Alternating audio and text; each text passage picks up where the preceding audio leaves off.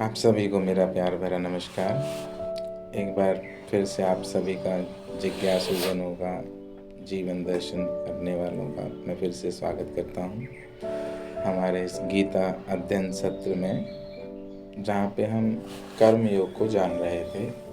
तीसरा अध्याय कृष्ण द्वारा दिया गया कर्म योग। अभी तक कृष्ण ने हमें कई चीज़ें बताई, कर्म को कैसे करना चाहिए, क्या क्या आसक्तियों से दूर रहना चाहिए और क्या क्या चीज़ें करनी चाहिए। अब वो जब सब कुछ बताए उसके बाद अर्जुन ने कुछ सवाल करे उसके मन में। अर्जुन यानी इतना सब कुछ जो वो पिछले श्लोक सुन के जो हमारे मन के भीतर जो सवाल उठे हैं, यानी हम ही अर्जुन, वो भी वैसे ही वो अर्जुन।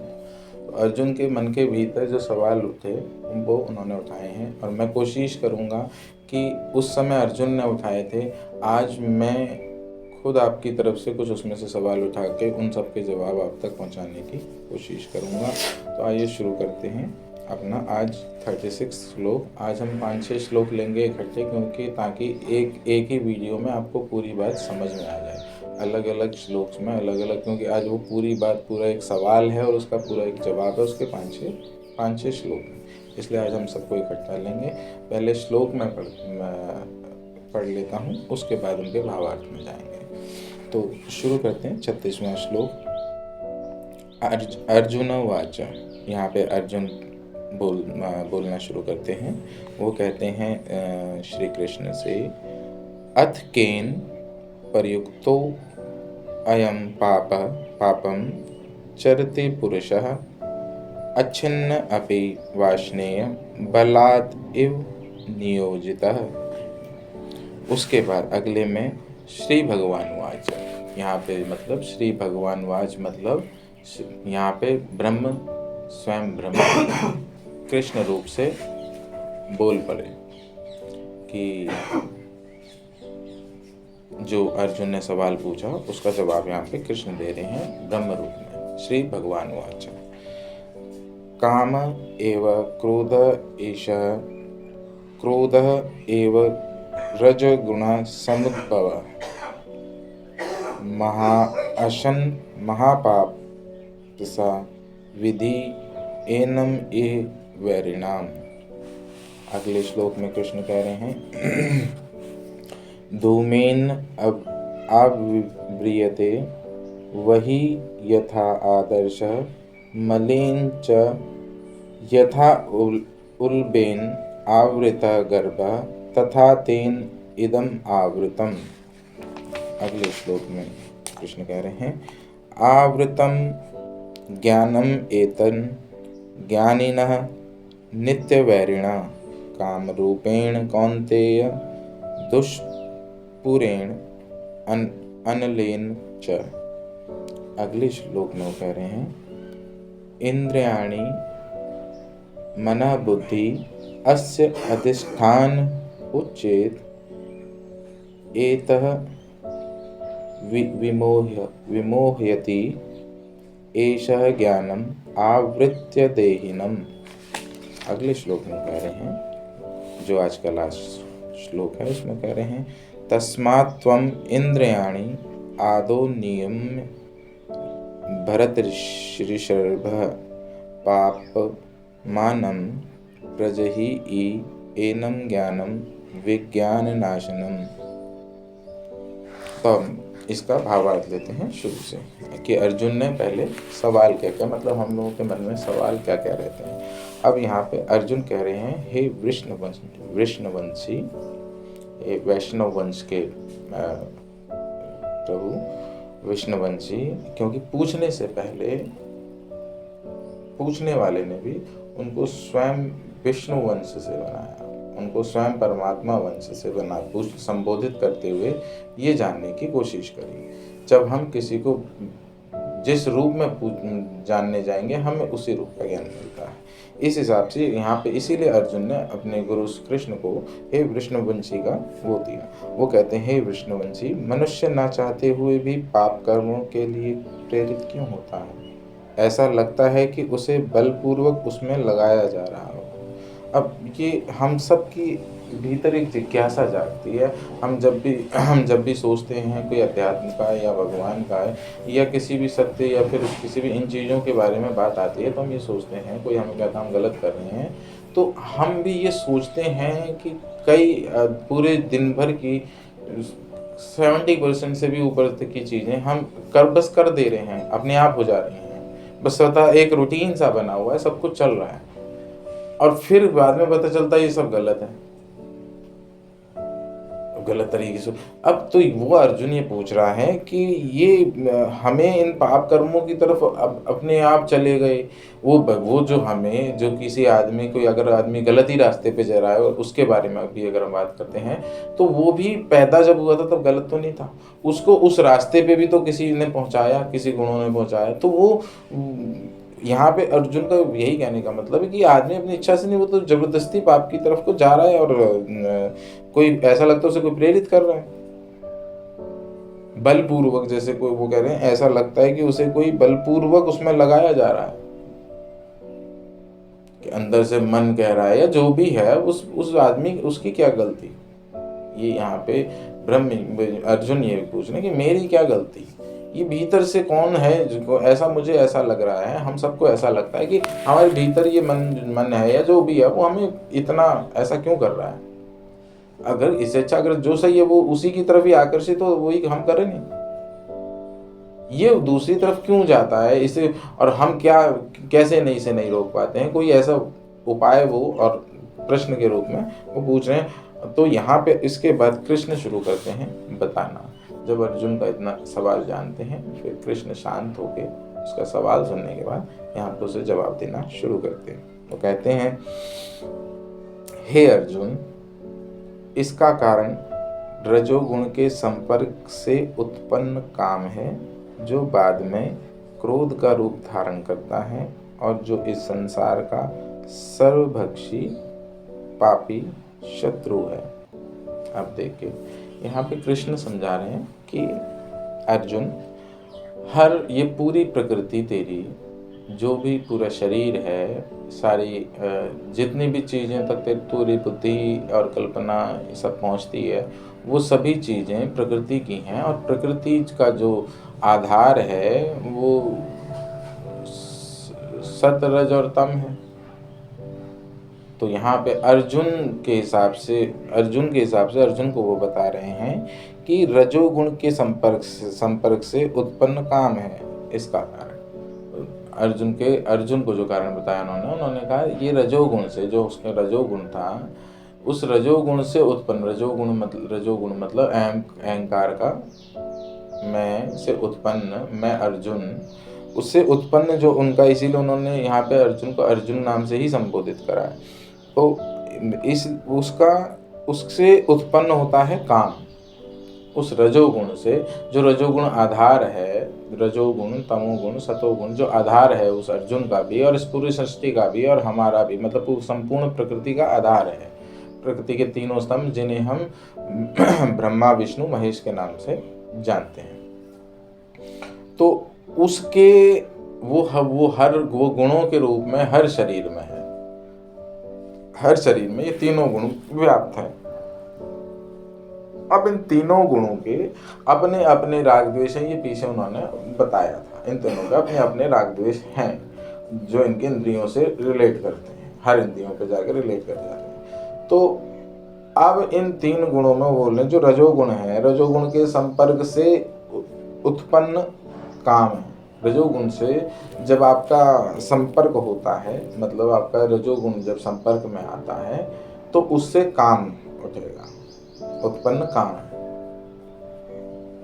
काम मतलब कामनाएं, बहुत सीधा सा मतलब था जी, इतना कहाँ भटकना। कामनाएं, जितनी भी आपकी कामनाएं हैं, कुछ भी पा लेने की, वो सब काम में आ गई। यहाँ पे हम काम को सिर्फ ये लगा लेते हैं, काम भावना, वो एक जो हमारे सेक्सुअल फीलिंग होती है उसको हम सिर्फ काम भावना लगा लेते हैं, कुछ एक अपने उसको लंगोट को मजबूत कर लेते हैं और कुछ ढीले हो जाते हैं। तो दोनों में यही लड़ाई चलती रहती है, मैं धार्मिक तू अधार्मिक, मैं धार्मिक तू अधार्मिक, यही लड़ाई में जीवन बीत देते हैं। कौवे चोंच लड़ा के दोनों मर गए, दोनों लेकिन थे तो कौवे ही। बस इतनी सी बात थी। काम का अर्थ है असल में कामनाएं, जितनी भी आपकी उठने वाली निज कामनाएं हैं वो रजोगुण से उत्पन्न होती हैं। यहाँ पे कृष्ण कह रहे हैं वो आपकी गलती नहीं है, वो स्वभाव है, वो उठेंगी। यहाँ पे कृष्ण की बात को समझिए, ब्रह्म की बात को समझिए, भगवान की बात को। वो कह रहे हैं ये उठेंगी, ठीक है। और जो बाद में क्रोध का रूप धारण करेंगे, आप देख लीजिए आपका हर क्रोध आज तक का किसी न किसी पीछे अपनी कामना को लेके ही हुआ होगा। बिना कामना के कोई क्रोध ही नहीं है। बहुत गहरे में जब भी सोचेंगे देखेंगे हर क्रोध के पीछे कुछ ना कुछ कामना है। मैं ये चाहता था, ये नहीं हुआ। मैं ऐसा होता था, ये मेरे हिसाब से ऐसा होना था, ये नहीं हुआ। मेरे को इसने ऐसा किया था, वैसे नहीं हुआ। कामना, चाहत। तुमने कुछ चाहा ही क्यों? यहाँ सब प्रकृति करने वाली है, परमात्मा करता परमात्मा है, तो तुमने कुछ चाहा ही क्यों? तो यहीं से तुमने काम को पकड़ लिया। अब तुम उसके बाद हम लोग ने दौड़ लगा दी अपनी सेक्सुअल चीज़ों की तरफ को। वो जिस चीज़ के लिए है उस चीज़ के जब आएगी तब बात करेंगे। फिलहाल इसकी बात हम करें कि काम, जो मोटा हेडिंग आ जाती है काम मतलब हमने जितनी भी अपनी कामनाएं बना रखी हैं उन सबको काम के पिटारे में डाल दिया जाता है। उस कामनाओं से ही सारी चीजें उत्पन्न हैं। अगर आपने वो कामनाएं शून्य कर दी, वहीं आप शून्य हो जाते हैं। आपने सारी सीढ़ी ही तोड़ दी। और उसके बाद आपको क्रोध नहीं आया। क्रोध अगर आपका जैसी क्रोध खत्म होता है तो अहंकार शून्य, क्योंकि मैं खत्म हो जाएगा। और अहंकार शून्य तो आप शून्य में आनंद लेंगे। आप शून्य में आनंद लेंगे। उसके बाद अगले में वो समझा रहे थे, जो अगला श्लोक था उसमें वो समझा रहे थे कि जिस प्रकार अग्नि धुएं से, दर्पण धूल से अथवा भ्रूण गर्भाशय से आवृत रहता है, उसी प्रकार जीवात्मा इस काम की विभिन्न मात्राओं से आवृत रहता है। कितना सुंदर। मतलब एक एक चीज को बारी बारी से अभी उन्होंने समझाया कि रजोगुण से उत्पन्न काम आपके आगे के, सबसे पहले आपका जीवन शुरू होता है रजोगुण के अधिक्य से। मतलब उस बचपन में जब कोई बच्चा पलता है उसका रजोगुण उस समय सबसे ज्यादा काम करेगा, क्योंकि रजोगुण ज्ञान का होता है। वो समय बच्चे के ज्ञान, सब कुछ जान लेने का है। तो उस समय रजोगुण होगा। जब वो आर्थिक दशा में पहुंचता है अपने परिवार में और पालने में, तो वो फिर सतोगुण उसमें उसे अपनाने चाहिए, सात्विक गुण अपनाने चाहिए। जितना मैंने बचपन में ज्ञान लिया अब उसको सतोगुण, यानी वो विष्णु, वो लक्ष्मी, तब जाके वो लक्ष्मी आती है। और जैसे ही उसके वो फर्ज पूर्ण हो जाएं अपने परिवार के, वैसे ही वो तमोगुण यानी शिव की तरह शून्य हो जाए, उसकी यात्रा संपूर्ण मानी जाती है। इस तरीके से हमें इन तीनों अपने गुणों को बैलेंस रखना है। उसके बाद यहाँ पे वो वही समझा रहे हैं, जिस प्रकार धुएं से और दर्पण शीशा धूल से और बच्चा पेट में गर्भाशय से ढका रहता है, उसी प्रकार जीवात्मा यानी हमारा मन, हमारी प्रकृति, हमारा मन यानी हमारी प्रकृति इस काम की विभिन्न मात्राओं से, अब ये काम है, अब इसको ये अलग अलग जितनी आप जानते हैं, जितनी आपकी पहुंच है इस जानकारियों की, इसीलिए आप हमेशा जानकारी लेने के लिए दौड़ते हैं। जबरदस्ती लिए जा रहे हैं, आपकी काम की हो ना हो सिर्फ इसलिए ले जा रहे हैं ताकि मेरी पहुंच दूर तक हो जाए। वो दूर तक नहीं पहुंच के कुछ होगा। वही ये बता रहे हैं कि जीवात्मा पर इसी काम की विभिन्न मात्राओं से आवृत रहता है, यही काम। इसीलिए वो धूल बन के जीवात्मा के ऊपर पड़ा रहता है, और इसीलिए उसकी प्रकृति यानी मन हमेशा दुखी रहता है। कितना ही पैसा आ जाए, कितनी ही दरिद्रता आ जाए, या कितना ही कुछ भी मिल जाए संसार में, वो कहता है मजा नहीं आया। मजा 2 दिन बाद मजा खत्म हो गया। बॉम्बे गोवा गए थे घूमने, बोला बीच का आनंद लेंगे, बीच का आनंद लेंगे, बीच पे पहुंचे, वहां पे पी ली दारू और उसके बाद दोनों भिड़ गए, मजा खत्म। मजा सिर्फ इतना था, नहीं, वो मजा आनंद का, अनंत का ऐसा नहीं होता, वो मजा होता है होने का। उसके इसके बाद अगले श्लोक में कह रहे हैं, इसी प्रकार ज्ञान में जीवात्मा की शुद्ध चेतना उसके काम रूपी नित्य शत्रु से ढकी रहती है। अब यहाँ पे उन्होंने सिर्फ प्रकृति का नहीं, यहाँ पे अपना भी बता दिया। चेतना यानी जो हमारे अंदर परमात्मा का जो अंश है, आत्मा है, उसका भी बता दिया। वो क्या कहाँ पे बैठी हुई है बेचारी, उसके बारे में बताया। इस प्रकार ज्ञान में जीवात्मा की शुद्ध चेतना उसके काम रूपी नित्य शत्रु से ढकी रहती है। मतलब जीवात्मा, जो ज्ञान में जीवात्मा है, जीवात्मा मतलब यह हमारा जो मन है, हमारी जो प्रकृति है, वो पूरी ज्ञान में है, उसके पास किसी ज्ञान की कमी नहीं है।